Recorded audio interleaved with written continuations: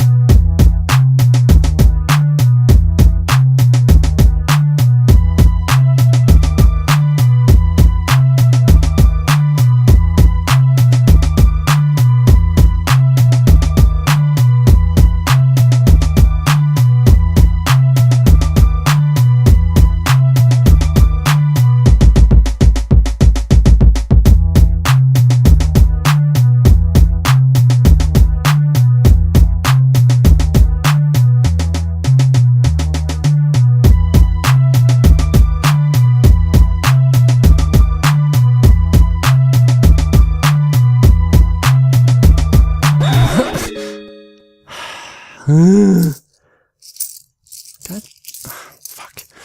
Hey, booby. What? Do you have a quarter? For what? So I can Let's Play Strider? Aren't you playing that on your laptop? Why you gotta ruin the magic by joke? I'm trying to make people laugh. God, fuck! Hey guys, welcome to my first Let's Play. I'll go ahead and call it a Let's Pilot. Look at that Strider. This is the arcade version for the CPS one. First stage is Kazakh here. The Strider was planned by Koichi Yotsui. He goes by EXAoi in this game. There were 3 versions planned. There was going to be a manga adaptation, the arcade version that you're seeing here, and there was also going to be a Famicom version that went on to be the Nintendo version. Unfortunately, there was no Famicom version.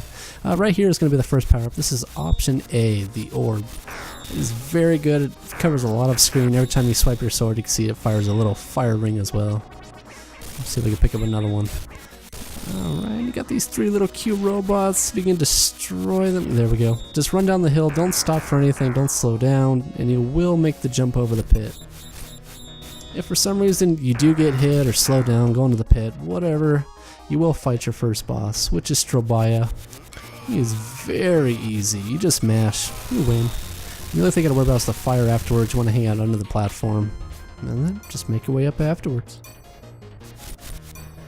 Alright, going back here, we can see option C, the Falcon. We'll see a little bit better later on.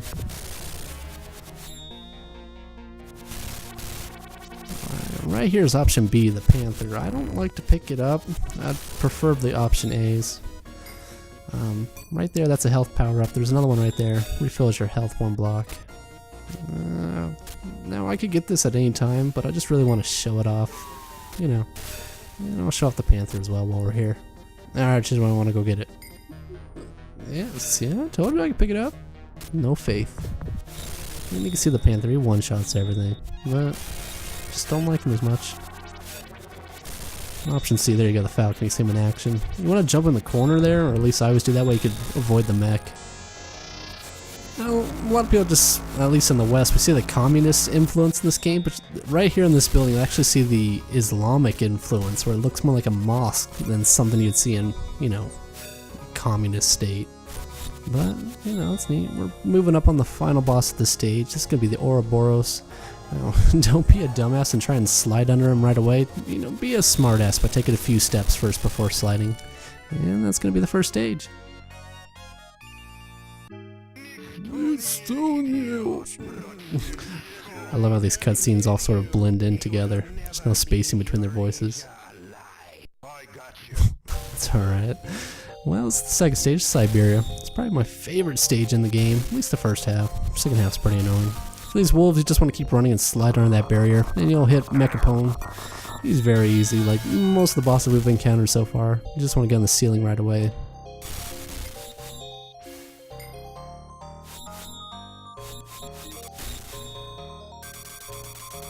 Alright, making our way up here. This area kind of looks like Castlevania, like a clock tower. I don't want to spend as like I hate spending time in here. I just want to get the full health power up and avoid everything else. You get caught up on everything and you're just going to lose lives. It's not worth trying to pick it all up.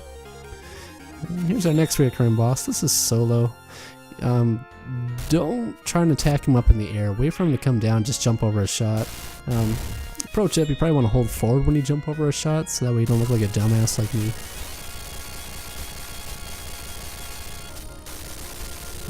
Love that part.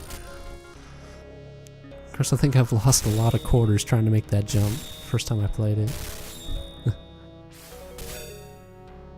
It's so cold in the deep. How the fuck do we supposed to keep peace?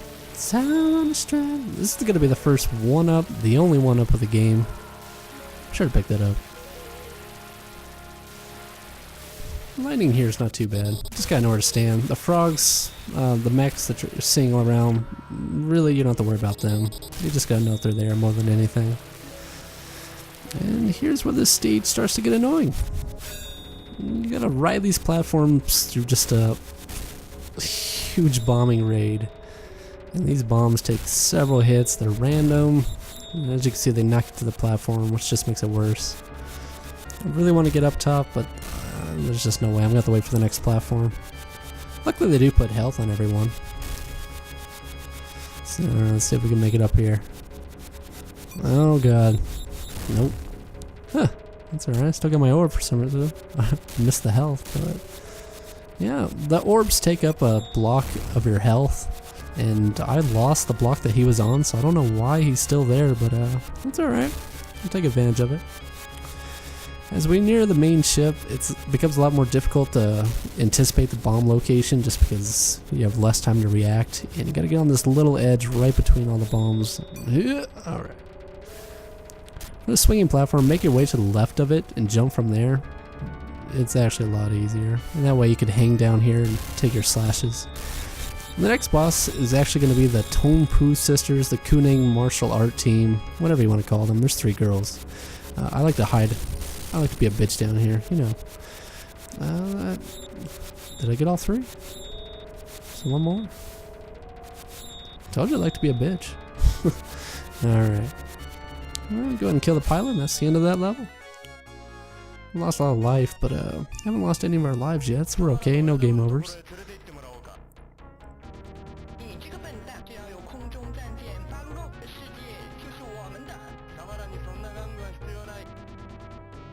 My flight money! Sorry, I just always think of Ballrock from Street Fighter. And actually this stage, depending on what version you play, sometimes it just loops the first stage music. Luckily I got the music that's intended for it. There's gonna be a giant cannon to our right. You want to slide under it. Again, don't be like me. Hold the down button. In this area you want to take it slow. There's a lot of things to get caught up on. As you can see me trying to finagle my way down, I'm just getting caught up on everything. But at the very bottom of it is a pit, and if you fall on the right side of that pit, you can get a free health power up, so I'm going to go ahead and try and get that. Sneak right down there. There it is. Now there's also an Easter egg in this level. You want to get the longsword first and make your way to the very left side of the room. You want to get the longsword because there's these bomb canisters that you need to hit with it. But as you make your way up in the very corner locker, you'll see a panda. That was actually put in the game by one of the game designers. That particular game designer went on to marry Keiji Inafune of Mega Man fame, so it's kind of a neat little fact. I'm sure it'll get you lots of girls knowing that. And unfortunately I missed the jump initially, so now I'm going to play the timing game. I'll make it up with the invincibility. For the frogs, don't even battle them, just wait on the wall. If your orb doesn't kill them, the wall will, so that way you're ready to start climbing right away. Stick to one side until the enemies come up, and then start jumping side to side, and hopefully you end up on the right. That's where you want to be. That way you can take care of the enemies. And since I took a hit, I'm going to get the health power up down here on the trap. Just be sure to jump. I mean, it gives you a good while to kind of figure it out. In this next area, you can take a lot of hits. I found the secret is to keep moving, only stop when these enemies come up the middle. Otherwise, just keep going. If you have an orb, that'll help out. This could be a heart container here. I want to get it, but you gotta sneak in real quick. So There we go. After here, you want to slide and move quick because all the mines are going to come through. Don't even worry about it, just slide. And here comes our next boss, the anti-gravity device. Giant meatball, whatever. Now you could rotate around him and it looks really neat. He takes a lot of damage, but you're likely to take damage as well, so it's better to hang out to the side and get a few hits in. You want to stick around the third column there, otherwise you can see he gets sucked up. But as soon as he's destroyed, you want to run because there's going to be a trail of flames. Get on the sling. Down there is going to be a full health power up again, but since I'm at full health and it's the end of the stage, I'm not too worried. Hopefully I have an orb here to take out all the guys, so you can get up here and fight Captain Beard Jr. And that's it. Not too bad. Still haven't lost a life yet, so we're on our way to beating the game on 1 coin. 2 coins, depending on the intro.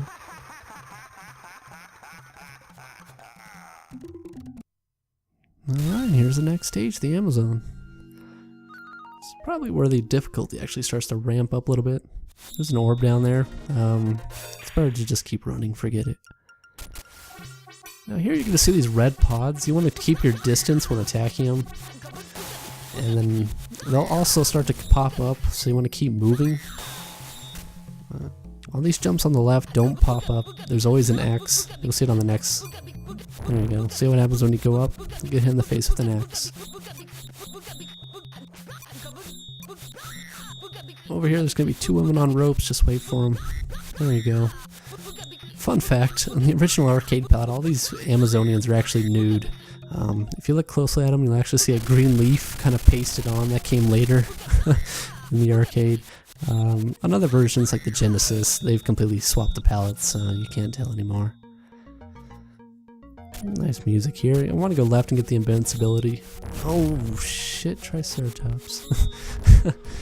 Have you seen my Triceratops? It's fantastic. I go on the ground for a little bit until it starts getting to the pits. They're not worth it. Hopefully I can put in some work here while I'm still invincible. Unfortunately, it looks like it just wore off. We want to get up in this tree. This boss, Lago, is insanely easy if you just stay on the vine. You know, just don't be greedy up there. Otherwise, if you find him on the ground here, his pattern isn't difficult. It's the terrain that makes it difficult. There's a lot of things to get caught up on. You know, it's not level ground. Really, your aim should be, yeah, just to get back up into the vine. And hopefully be patient, which I'm not. So we'll see how well this works out. Yep, already fell off.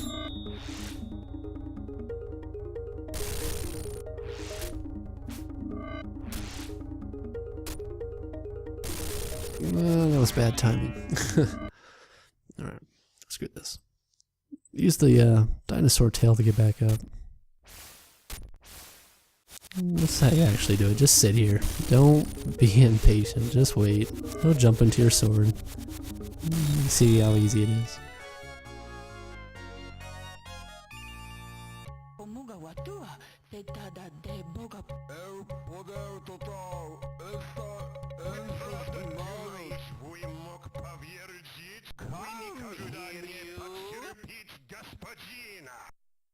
Alright, this is going to be the final stage of the game. This is the 3rd moon base. I don't know what happened to the 2nd moon, but whatever. It will drop 2 power-ups at the beginning. There's a long sword and an option A. The option A always drops. For some reason though, the long sword doesn't. It's kind of randomized, I guess. Once you jump over here, you want to wait and take out these guys before moving on to the elephant mech. There we go. Now up ahead is going to be a machine gun turret. You want to jump as soon as you hit that angle and slash. That's the only way I found to hit him without taking damage. Otherwise, he's just going to harass you the whole level. And I've lost many quarters to him. 2 power-ups over here. Option on the left and a panther. The center there, I'm going to pass on the panther. I'm not a big fan of it. Easiest route is to take the far right side and just let your orbs handle it. I mean, you're guaranteed 1 at the bottom anyway, so you should have them. And then you reach the hardest room in the game, at least for me. Just being inverted, attacking enemies, and trying to make this one jump drives me crazy. Let's see. Jump, jump, jump, jump. Oh. Well, I got a few lives to work with. Hopefully I don't burn through them. If anything, there is another boss here. If you take a left, you can fight the Nampu clones, which are clones of the Tonpu sisters. They fight the same way. You don't, get the little hole to be a bitch in, but that's alright. The reward for doing so is just an option, so not really worth it. Run, jump. Let's see. Well, fail. Alright, 2 more lives.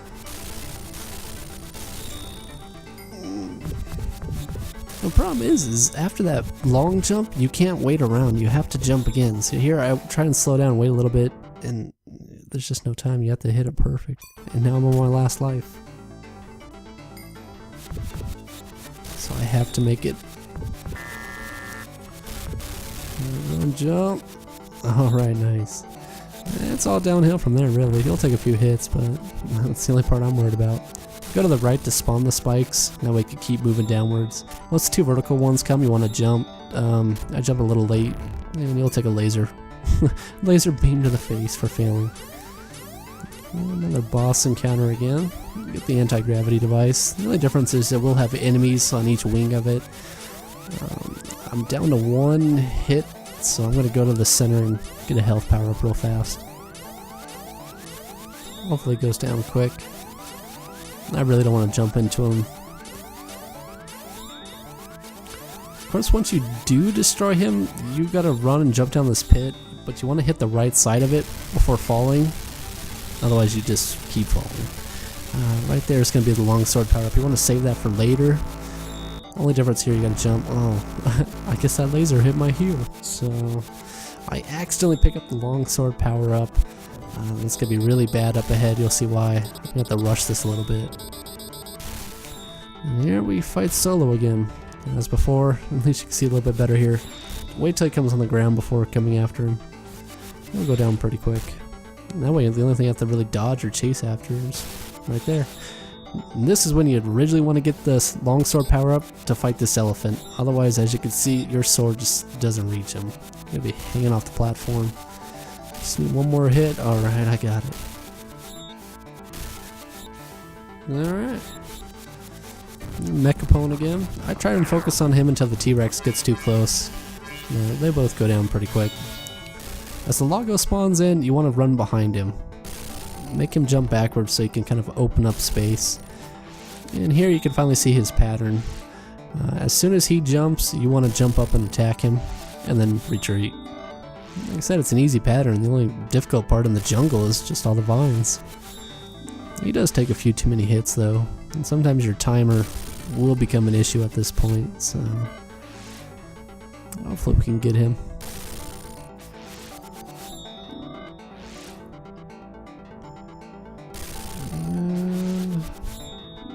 Just a few more. 1 more hit.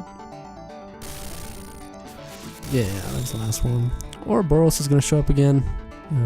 You're just going to take him for a ride for now. Be careful though, the platforming isn't steady. You will fall through him. It's happened several times to me during this cutscene. I'd say about 90% of the time you're okay riding, but it does happen, so don't be surprised when it does. Love the music here. As you reach this kind of creepy looking area, you can start slashing him. He'll start taking damage soon. And this is the final boss area. I'm just going to jump up and run to the right because there's a full health over here. Now for Grandmaster Mayo, I have no strategy or tactic. I just try and go toe to toe. I mean, even if you dodge his lightning like I did, it spawns enemies that are going to hit you. So you just want to get in as many hits. Oh good, down to 1 hit. Oh, well, double KO does count in Strider, so that's a win. Beat the game on 1 credit. Well guys, I hope you enjoyed this Let's Play. I hope you enjoyed Strider, and the most amazing ending ever. Enjoy it. Thanks for watching.